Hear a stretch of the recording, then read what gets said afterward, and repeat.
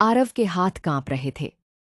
जमीन पर पड़ा नक्शा उसने उठाया तो उसमें एक अजीब सा निशान था जो उसके घर के ठीक नीचे किसी गहरी जगह की तरफ इशारा कर रहा था। उसकी सांसें तेज हो गईं।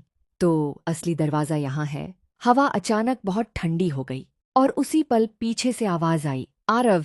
वह तेजी से पलटा। सामने वही आदमी खड़ा था, चेहरा उसके पिता जैसा लेकिन आंखें पूरी तरह काली। आरव पीछे हट गया। तुम आखिर हो कौन? आदमी ने धीरे से कहा। मैं वही हूं जो तुम्हें सच से बचा रहा था और वही हूं जिससे तुम सच जानना चाहते हो। आरव चिल्लाया।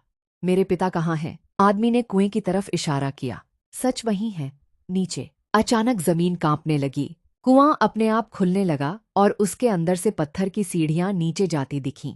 आरव ने टॉर्च ऑन की और धीरे धीरे नीचे उतर गया। नीचे एक विशाल अंडरग्राउंड कमरा था। चारों तरफ मशीनें, पुरानी फाइलें और बच्चों की तस्वीरें लगी थीं।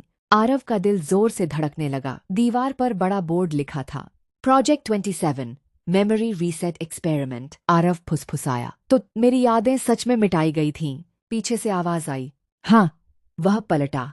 वहीं खड़ा था वही आदमी, लेकिन इस बार उसने मास्क उतार दिया। वह उसके पिता नहीं था, बल्कि उनके साथ काम करने वाला वैज्ञानिक था। उसने कहा, तुम्हारे पिता ने इस प्रोजेक्ट को रोकने की कोशिश की थी, लेकिन तब तक बहुत देर हो चुकी थी।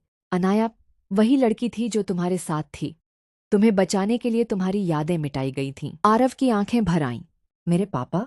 आदमी ने धीरे से कहा। उन्होंने तुम्हें बचाने के लिए अपनी जान दे दी ताकि यह प्रोजेक्ट दुनिया में न फैल सके। आरव टूट गया। तो मैं सब कुछ भूल चुका हूं। तभी मशीनें तेज होने लगीं। अलार्म बजने लगा। प्रोजेक्ट रिएक्टिवेट हो रहा है। आदमी चिल्लाया। जल्दी करो, इसे रोकना होगा। आरव दौड़कर मुख्य मशीन के पास पहुंचा। वहां एक आखिरी स्विच था।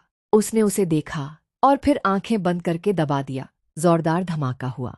पूरा कमरा सफेद रोशनी में डूब गया और फिर सब शांत हो गया। कुछ समय बाद आरव जमीन पर पड़ा था। धीरे धीरे उसने आंखें खोलीं। कमरा अब खाली था। न मशीनें थीं, न आवाज, न कोई हलचल। सब खत्म हो चुका था।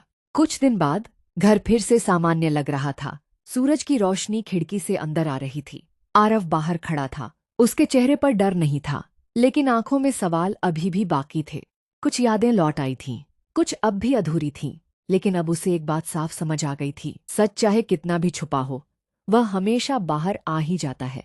वह अपने हाथ में रखी तीसरी चाबी को देखता है। अब वह सिर्फ एक चाबी नहीं थी, बल्कि उसके टूटे हुए अतीत की आखिरी निशानी थी।